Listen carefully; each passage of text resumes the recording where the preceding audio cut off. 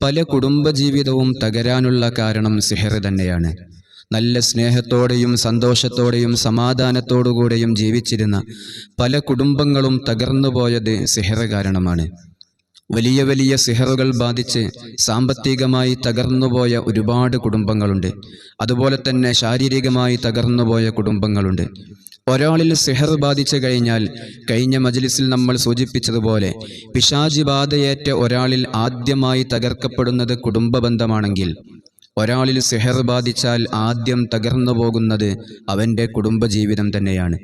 നല്ല സ്നേഹത്തോടെയും സന്തോഷത്തോടെയും സമാധാനത്തോടുകൂടിയും ജീവിച്ചിരുന്ന കുടുംബത്തിൽ പിന്നീട് വല്ലാത്ത അകൽച്ച വരികയും കുടുംബ കലഹങ്ങൾ നിരന്തരം ഉണ്ടായിക്കൊണ്ടിരിക്കുകയും ഒന്നിനു പിറകെ മറ്റൊന്നായി കുടുംബങ്ങളിൽ വിഷമങ്ങൾ കൂടുതലായി കണ്ടുവരിക സിഹറിൻ്റെ ഏറ്റവും വലിയ ലക്ഷണമാണ്.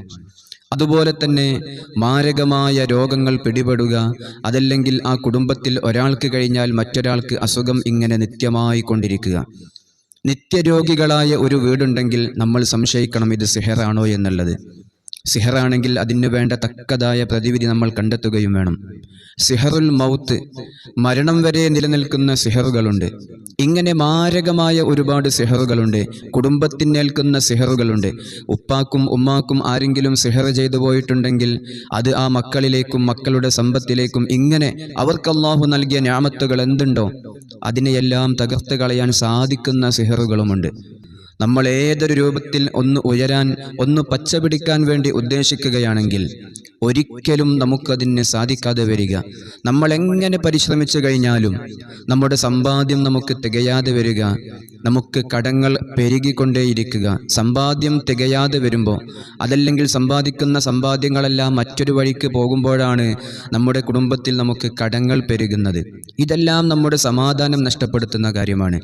ഇങ്ങനെ വലിയ സിഹർ നമുക്ക് ബാധിച്ചിട്ടുണ്ടെങ്കിൽ പരിശുദ്ധമായ ഖുർആനിലെ 7 സൂറത്തുകൾ ഈ പറയുന്ന രൂപത്തിൽ എല്ലാ ദിവസവും നമ്മുടെ കുടുംബത്തിൽ നമ്മൾ പാരായണം ചെയ്തുകൊണ്ടിരിക്കണം. ആദ്യമായി നമ്മൾ പാരായണം ചെയ്യേണ്ടത് 7 ഫാത്തിഹ. 7 ഫാത്തിഹയ്ക്ക് ശേഷം പരിശുദ്ധമായ സൂറത്തുൽ ഇഖ്ലാസ് 11 തവണ, സൂറത്തുൽ മുഅവ്വിദത്തൈനി 2 സൂറത്തുകളാണ്, ഈ 2 സൂറത്തുകളും 11 തവണ നമ്മൾ പാരായണം ചെയ്യുക. അതിൻ്റെ ശേഷം സൂറത്തുൽ മുസമ്മിൽ 7 തവണ, സൂറത്തുൽ ജിന്ന് 1 തവണ, സൂറത്തുൽ നജ്മ് 7 തവണ. ഈ 7 സൂറത്തുകൾ, ഈ പറയുന്ന എണ്ണം നമ്മുടെ വീട്ടിൽ നമ്മൾ എല്ലാ ദിവസവും നമ്മൾ ദായിമാക്കി കഴിഞ്ഞാൽ മാരകമായ സിഹറുകളുടെ ഓരോ കെട്ടുകളും അഴിഞ്ഞു പോകും.